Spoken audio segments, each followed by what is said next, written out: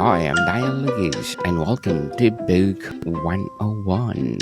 Book 101 is all about the books that I read for the last 40 years, and today I have my special guest. He is an actor, writer, circus performer, and he is the author of Lilith Redemption, other than Mr. Gideon Hodge.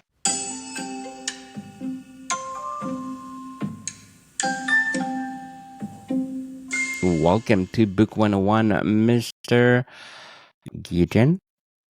And can you please introduce yourself? Sure. So I'm Gideon Hodge. I'm a writer and actor, currently based out of Atlanta. I work back and forth between Atlanta and New Orleans quite a bit, depending on the project. A lot of Yes. focus and interest in like folklore, history, mythology and things like that. And I've definitely let that sort of thing play out a lot in my writing over the years. Interesting, Mr. Gideon.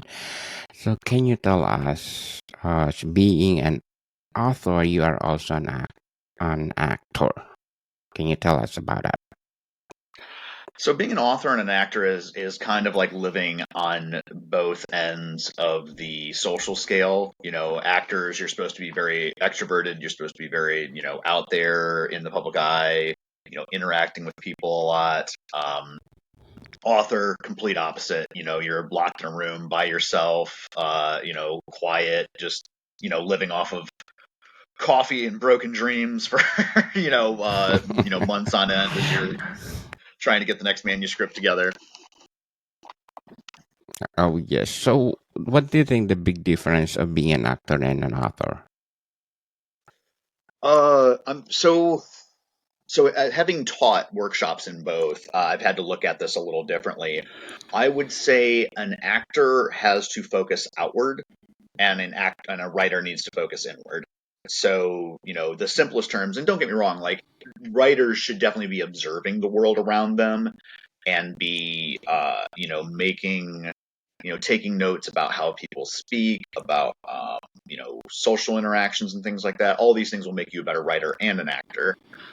Uh, but from a writer's perspective, you are the one creating the content. The content is being generated from your imagination, from your experiences. Acting, you are reacting to things, so your experiences come to it to a certain degree, but you are interpreting somebody else's message. And so you want your focus as much as possible to be on the situation around you, on the other characters or actors that you are interacting with. So I would say, yeah, your focus, is in very different places, being an actor or being a writer. So, which one do you prefer, being an actor or being an author?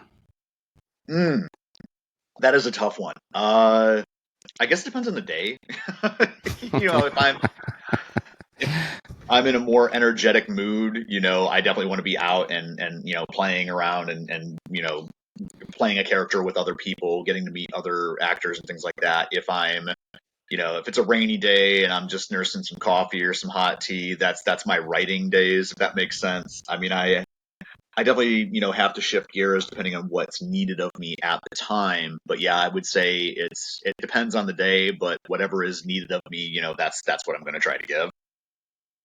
Very well said. Mr. Gideon, so what initial steps you one take begin to the process of writing a book? Oh gosh. I mean, I think it's a little bit different for everyone.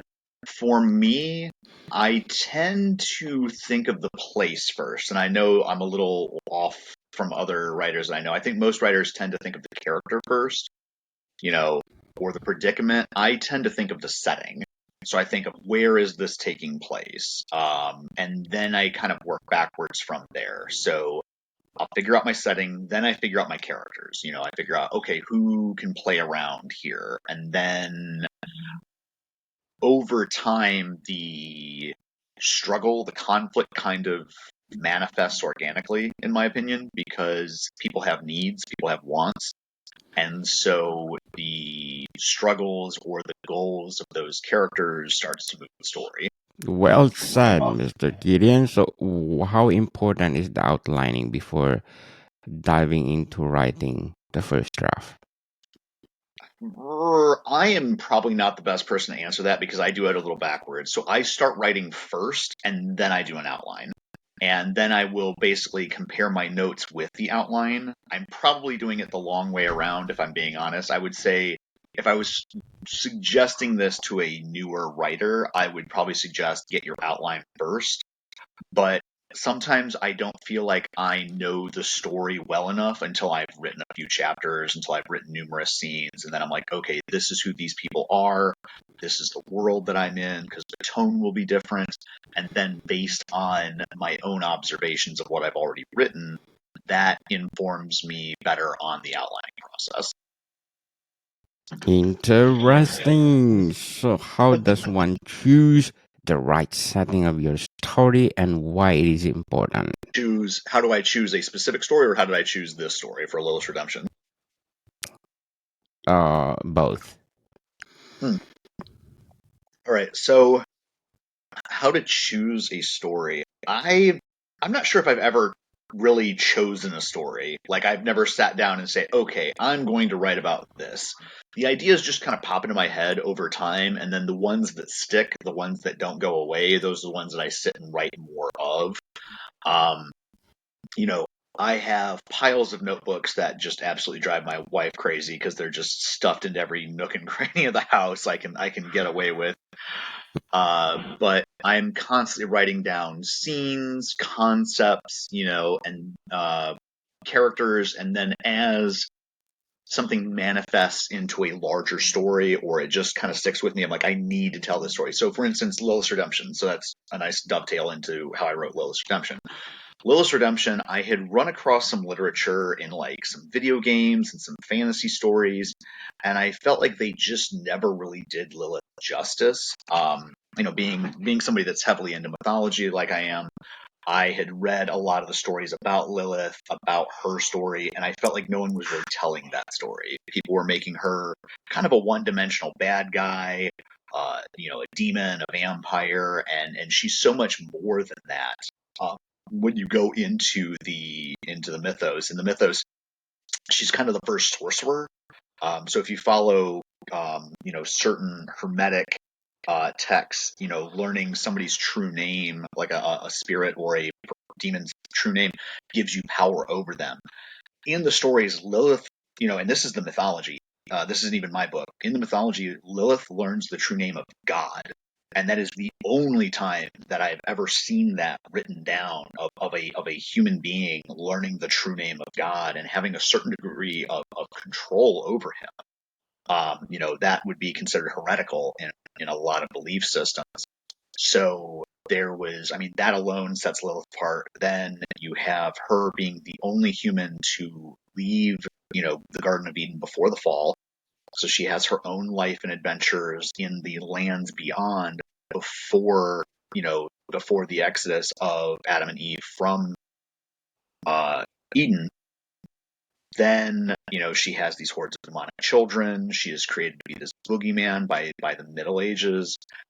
She makes a pact with the archangels, and the pact with the archangels is that she will not harm any human children, that they're the symbol of the archangels. So all this fascinating stuff that's just very different than any other myth that I had come across. I mean, each myth is unique in its own way, but I felt like Lilith had a very real story that I wanted told. So when I set this in a more modern context, or contemporary context rather, I wanted Lilith's story. I wanted to stay as true to the spirit of her story as I could, while layering in bits of the mythology throughout the course of the book. Well said, Mr. Gideon. So, what techniques can help in developing compelling and believable characters? Compelling and believable characters. Uh, One, I would listen to people. Listen to people talk. Listen. There's certain cadences of speech. So I've actually borrowed from a few people that I know their cadence of speech, the way they talk. and I've created characters, with a little bit of their personality. So you might have friends, family members, things like that that just have really big, bold personalities, and they will, just by borrowing that cadence of speech, that will help you build a very specific character. Anime is very good at this, where they create these very strong archetypes. So these characters are very distinct in their personality and the way they convey themselves. And so, even if, and I mean, even if I can't remember all the names of the characters in a given anime, I will remember the character. I will remember, oh, that's the big brawny guy that has this weird obsession with paper dolls and stuff like that, and the characters just resonate in your mind. Um, After studying character, either characters in other people's stories, characters in movies, studying real people, after that, you want to give your character real needs, wants, and quirks. So nobody's perfect. Everybody's got some sort of flaw, even if they don't see it. And that flaw could be something as simple as not believing in yourself. Slade. So in my new series, Aethersphere, one of Slade's major issues is that he's been so beaten down by the system that he grew up in that he has been told that he is nothing, that he is worthless over and over again, by people in authority over him. And so after a while, he started to believe it. And the new friends that he makes don't understand the psychological damage that he's gone through throughout his journey. And they're trying to engage with him on their level, and he's still kind of dealing with the trauma of his upbringing while they're going through their adventures together. And so, you want to have, and quirks could also be things like a character could be very selfish, or self-absorbed, or easily distracted, and you want this to play into the story. So then the next part would be their wants. What is the character after? Because if the character doesn't want anything, then there's no story. So you want the character to have some sort of goal, some sort of thing that they're after, and then it gets fun because you can structure between wants and needs. So the character might want to be the CEO of a big company, right? That's their goal throughout the course of the story.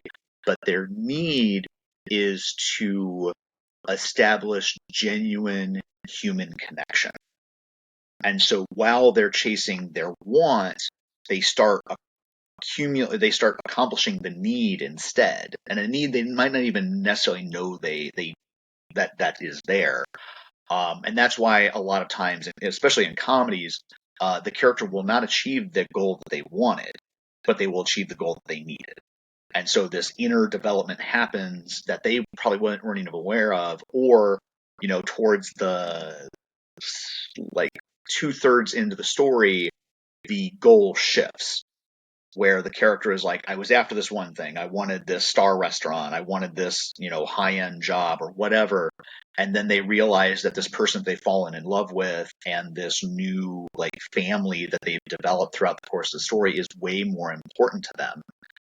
So that last part of the story is them finishing the want goal, finishing what they wanted, but then realizing that as they step back, it's like, you know what? I don't need that.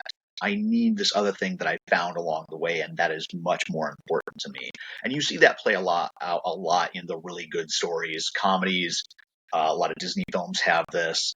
But yeah, a believable, genuine want and need that the character explores throughout the course of the story, and you'll have an engaging story every time.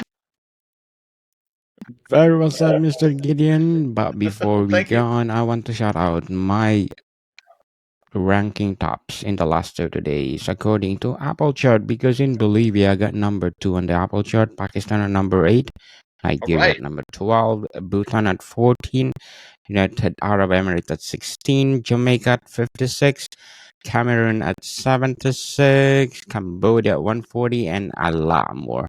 Thank you so much for supporting this podcast, because this podcast is created to empower writers all over the world, like Mr. Gideon Hodge. So, Mr. Hello, Gideon, everyone. let's talk about Lilith Redemption. How did you craft it? How did I craft it?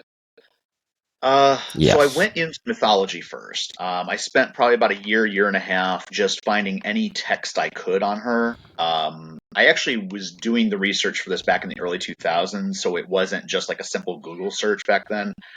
Don't get me wrong, like, internet engines and search engines did exist back then, but I did a lot of library work. I did a lot of traveling to different libraries, calling, seeing who had books that kind of fit with what I was discussing, and putting together something that are putting together notes to find out the things that I explained earlier.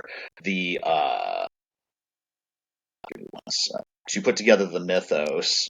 So like the bit about the angels, that was one bit of text that I found in one book. The bit about the demons and the storyline of her adventures in they called it Nod, the realm beyond Eden. That was in another book. Then just sort of slowly, piecing all this together. And while that was happening, I was very interested in, I guess the genre is called urban fantasy. So things like, Dresden Files, Laurel K. Hamilton, Buffy the Vampire Slayer could be considered among there. And I love that sort of urban feel, but with supernatural characters around us that we're not aware of, that common person is not aware of what's going on there. And so that was kind of the backdrop in which I told the story. And then the characters, I honestly can't remember where the characters came into my mind. I think I had some close friends at the time that were dealing with some trauma. I was starting, this is way before the Me Too movement, but can you hold on one moment? Where's all right. Sorry, having some sound issues over here. So this was way before the Me Too movement, but I had started finding out about some abuses some friends of mine had suffered when they were younger, and it really shook me because I didn't realize at the time how common that sort of thing was. And so, two of the main characters in Lilith's Redemption are trauma survivors, and they are dealing with or reconciling with the emotional and physical abuse that they had suffered, and figuring out how to move forward. And the two girls are, um, they had reacted to their trauma very differently. So Christina reacted to her trauma by internalizing it and blaming herself, whereas Amanda reacted to her trauma by externalizing it and blaming others. And so she has a lot of rage and a lot of anger at other people. And as she's being trained to be a demon hunter, she kind of lashes out occasionally at people that kind of trigger her trauma responses. And then Christina internalizes and blames herself for things. So they're working out a relationship with each other, but there is that disconnect that they have to work past throughout the course of the story. So even though there's this broader story of them hunting down these demons, there is the very real story, the human element of them dealing with their own history and their own want to be closer to each other while having very different ways of processing their internal wounds. Well said, Mr. Gideon. So, what are effective ways to build a plot that keeps readers engaged from beginning to end in Lilith's Redemption? So you want to keep the focus on the conflict. I think sometimes, and don't get me wrong, you want moments for the story to breathe. It doesn't have to be action all the way through. So you have times that the characters are talking about their own wants and needs. They're talking about, tangential things from their history. But you want as much as possible for all of that other stuff in the story, the interactions between the characters, the love stories, the gain and loss that the characters suffer throughout the course of the story. You want it to connect to the central theme, the central plot. And so I think where some writers, or younger writers or earlier writers fall down on this is that they have these very tangential chapters that don't really have anything to do with the story, or the main story, and that's where they start to lose the audience. You're watching this movie, and then there's like a couple of scenes where you're like, what is going on here? This has nothing to do with what we were, what the story was about, 2 scenes ago. And people start to check out. So you want to keep it connected with the central story, and having a theme isn't a bad idea. So you want to explore themes like, how far, not one theme would be, how do you repair trust once it's broken?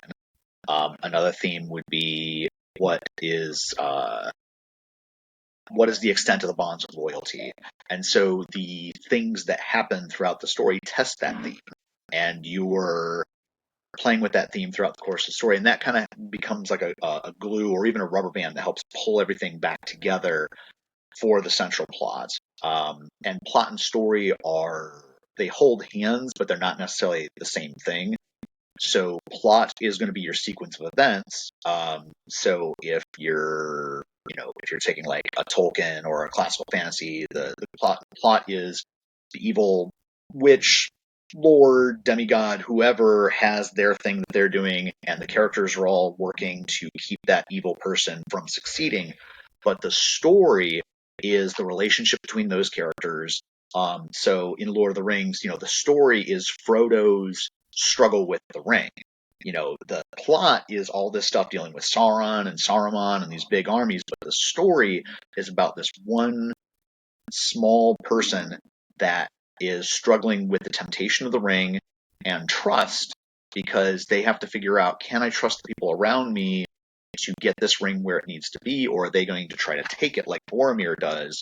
Or when Frodo finally goes off on his own and is like, you know what, this ring is going to destroy everybody around me. If it's going to destroy somebody, it's going to just be me. And that's why early on in the story he just heads off by himself, and then the rest of that journey is him and Sam. Interesting, Mr. Gideon. So, how can you ensure the Lilith redemption theme is clearly communicated and impactful? So on my end, theme is clearly communicated and impactful. Again, just telling a genuine story. So having, I set my backdrop. I had this story about, demon hunting, but then partway through the story, and I want to be careful not to give away too much of a spoiler, but you find out, or Lilith is Laylah, sorry, Laylah is the human avatar in this story. She is confronted with some revelations about her demon hunts. She's been hunting the demons, she's been doing what she thinks she needs to, and then she comes upon a few demons halfway through the story that are very different than anything she's encountered before. They have a different moral compass. They are not the, bloodthirsty monsters that she is used to dealing with. And after speaking with them, she has to make some very real decisions of how she's going to move forward in her quest, because everything isn't as black and white as she thought it was. And so to keep it impactful for the readers, I aside from keeping the story engaging, keeping the plot moving, I need to have very honest and real interactions of people struggling at a partner has cheated on us. There's a very real struggle there. Do we try to repair this relationship, or do we move on? Any betrayal of trust. Do we try to repair the relationship, or do we move on? And there's going to be a struggle there, because it's going to hurt either way. And sometimes I think that's the most compelling conflict, is that there's not necessarily a right answer. You put your characters in these positions, and a lot of stories is like, oh well, we have to do this one thing. This is very clearly the directions we have to go to beat the bad guy and save the day. There's other times that it's not as clear. One story might just have all the good guys band together and go fight the bad guy. The other stories might have the good guys band together, and then we either save this town of 1,000 people, or we sacrifice one of the people on our team. Which is the right choice? And if it's just a numbers game, then it's like, okay, we sacrifice one of our teammates and we save 1,000 people, but now we knowingly sacrifice somebody that we care about, that we love, our team is weaker moving forward because we don't have that person. Maybe that person had a special skill that really helped them throughout the story. And so having conflict where your character, I don't want to say no-win situations, but your character is put into situations where there isn't a clear right answer from their vantage point, or there is no clear right answer. Their damage is going to be done to people no matter which way that character moves. Well done, Mr. Gideon. So, what role does research play in enhancing the authenticity of Lilith Redemption? So, I mean, research is going to create the texture in the background, and I think texture is important. Neil Gaiman refers to it as smudges in the background. There's little bits that you put into your story that may only be, a sentence, a fragment of a sentence, but it adds, context and layers to the story. So, for instance, all the research that I did in mythology, I didn't write a book on mythology. I wrote a book on Lilith's Redemption, on Laylah's struggle throughout the story, but the mythology is in the background.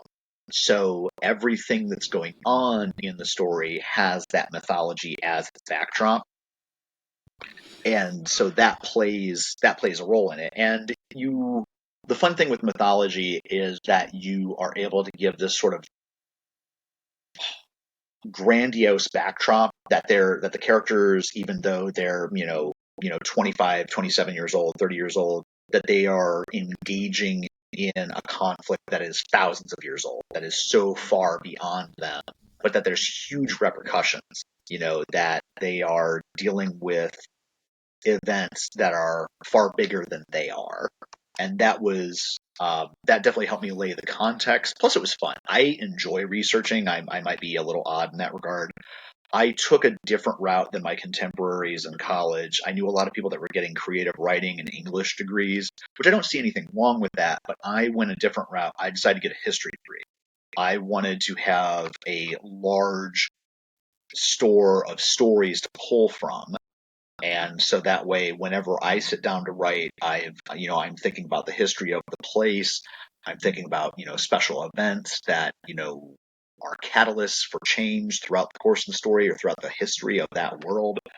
Um, and then, with mythology and folklore, I've got, hundreds of different, mini stories in my head that I can kind of pull from as I need to. So that's been kind of my journey as a writer.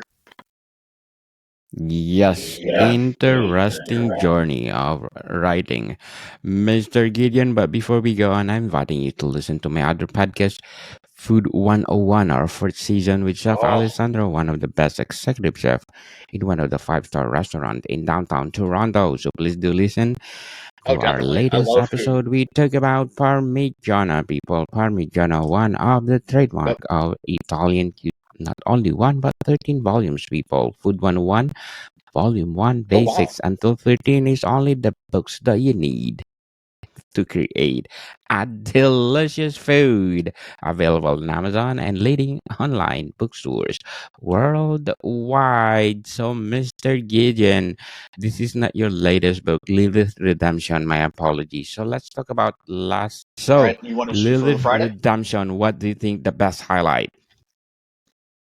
Ooh, the best highlight for Lilith's Redemption. I would say the part that got commented on the most, the part that readers reached out to me and were like, "This is a part that really hit me." It was when Layla meets these demons that are they found a different path. I don't want to give it away because it's a fun reveal, but she discovers that these demons have found a different path of morality from their colleagues, and that they have tried to find a higher path to follow, and that whole sequence of events seemed to really resonate with my readers, and it's been really fun listening to them talk about how it affected them. Certainly. So, Mr. Gideon, can you please invite our listeners to support all your books?